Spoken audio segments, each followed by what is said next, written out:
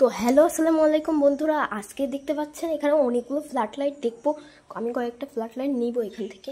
একটা মনিটর ও একটা 50 ওয়াটের, এটা মনে হচ্ছে এটা কাজে লাগবে। এটা রাখি। একটা মাউস নিয়েছি আমি, একটা নিচ্ছি। এটা মনে হচ্ছে ভালো না, একটা স্পার্কিং করছে, একটা ভালো। একটা নিচ্ছি, দুইটা হলো। ও একটা পাইছি, এটা ভালো নয়, বাট নিচ্ছিও না আমি। একটা আছে, ও একটা পাইছি, ওইটা নেব।